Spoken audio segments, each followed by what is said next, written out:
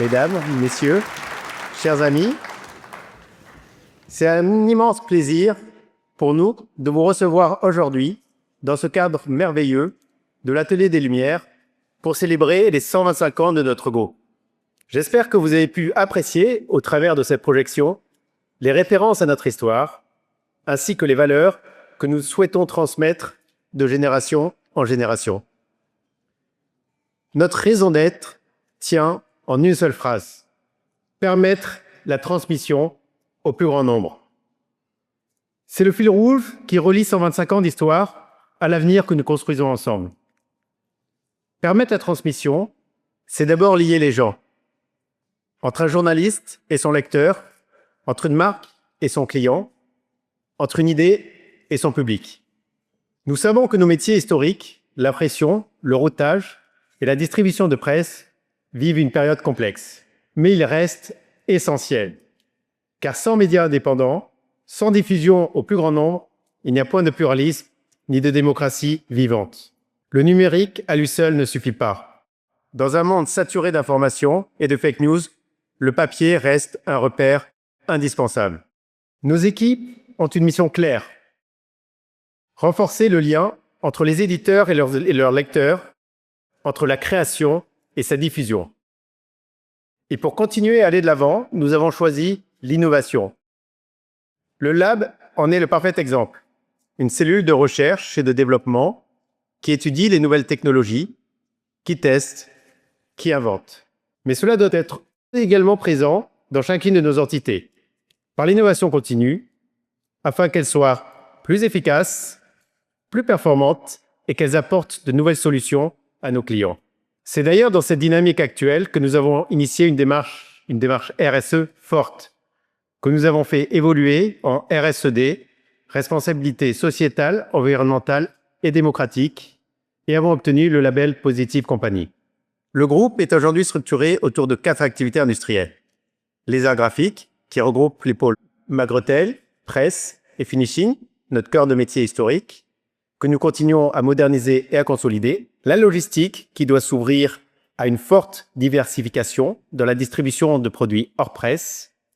Le packaging écologique, qui invente des solutions éco-responsables à base de papier en substitut du plastique, que ce soit pour l'induction ou la sacherie. Et enfin, le healthcare, qui fabrique des produits à base de cellulose comme dispositif médical pour l'incontinence adulte. Ces derniers développements donnent un nouvel élan à notre groupe. Ils prolongent nos activités, les soutiennent et les renforcent, tout en ouvrant de nouvelles perspectives. Ces diversifications sont réalisées en synergie avec nos compétences, nos équipes et nos sites industriels existants, ce qui permet de les consolider et de les pérenniser. Enfin, cette aventure est avant tout une histoire familiale. La 6e génération commence à s'impliquer avec l'énergie et l'ouverture d'esprit nécessaires pour relever les défis d'un monde en mutation. Alors, un grand merci à nos 2500 collaborateurs, plus particulièrement à tous nos responsables qui s'impliquent avec passion et ferveur pour défendre nos valeurs et permettre ainsi le développement du groupe. Un immense merci également à nos clients et à nos partenaires qui nous accompagnent parfois depuis si longtemps et dont les liens qui nous unissent sont souvent extrêmement forts. J'invite d'ailleurs notre associé et partenaire historique, Marc Feuillet, président du groupe Le Figaro, à venir me rejoindre sur scène. Alors, mesdames et messieurs, les présidents et les directeurs, c'est ça qu'on dit, je crois, mais surtout, chers confrères, chers amis et cher Guillaume, c'est évidemment avec un grand plaisir que je suis parmi vous ce soir dans ce beau lieu, tu en as parlé, qu'est l'Atelier des Lumières, pour célébrer les 125 ans de ton groupe qui, comme tu l'as souligné dans ton discours, est plus qu'un partenaire industriel ou qu'un fournisseur, comme on dit, mais qui est plus un maillon essentiel de la chaîne de la transmission de l'information dans notre pays.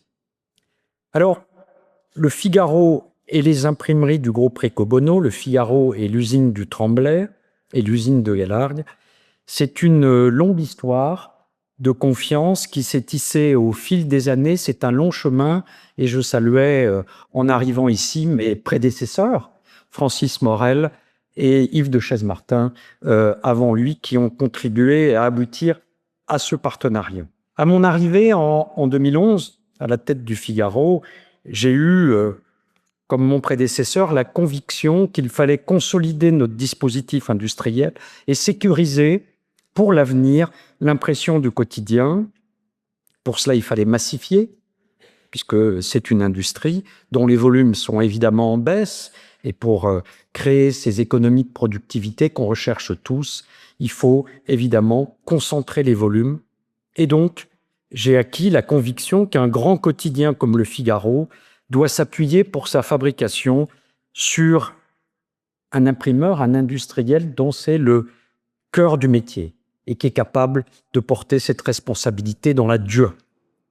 Alors, on a entamé des discussions pour consolider notre partenariat dans le nord de la France, comme nous l'avions fait avant, à l'usine de Galargues.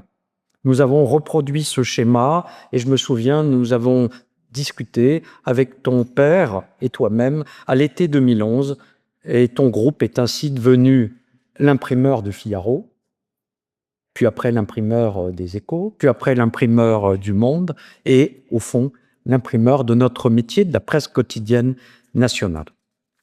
Alors, tu l'as rappelé, cher Guillaume, nos métiers historiques traversent une mutation profonde.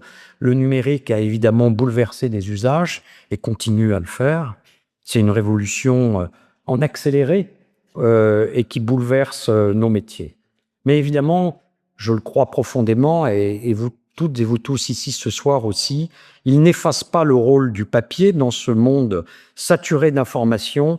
Le journal imprimé est plus qu'un symbole, c'est un repère, un objet de confiance. Et on en a besoin en matière d'information. Pour continuer à avancer, il faudra se diversifier. Tu as parlé de toute cette diversification que je découvre ici, que je ne connaissais pas complètement. Et tu as raison. Et nous-mêmes, notre groupe, au sein du Figaro, s'est beaucoup diversifié aussi, sans renier toutefois ses racines. Continuer à rationaliser notre industrie, évidemment, sans sacrifier la qualité de la production et bien sûr innover. Alors chaque jour, chaque soir, et encore, je vérifiais en venant nos horaires de bouclage, on a une 20 minutes de retard, tu vois, comme quoi. Mais c'est le Panthéon, c'est les cérémonies du président, c'est toujours très tardif, ça prend toujours beaucoup de retard. Et chaque jour, donc, les rédactions de l'ensemble des quotidiens nationaux bouclent l'heure d'édition et c'est vers tes équipes qu'elles se tournent. Sans elles, évidemment, les pages que nous écrivons resteraient de simples fichiers sur un écran, ce qu'elles sont aussi, bien sûr. Ce sont aussi des fichiers sur les écrans mobiles, sur les tablettes, sur les ordinateurs ou les réseaux sociaux, mais elles n'ont pas la même force et le même symbole qu'Internet ou d'autres moyens digitaux de distribution de notre information. Et c'est évidemment ce soir, en terminant mon intervention, que je voudrais adresser une reconnaissance particulière à celles et ceux qui rendent tout cela possible, les ouvriers des usines d'abord, les cadres, les équipes de nuit pour le Figaro, du Tremblay en France et de Galargues, qui travaillent à l'impression des Figaro, et puis les membres de ta direction, de ton groupe, qui sont ici présents, et plus généralement ta famille. Alors, il y a un hasard, c'est que ce 9 octobre, tu fêtes tes 125 ans. 125 ans, c'est un super centenaire, donc on sait ce qu'on dit. Et en même temps, ce matin, nous organisions la conférence de presse qui lançait la préparation des 200 ans du Figaro. 200 ans du Figaro.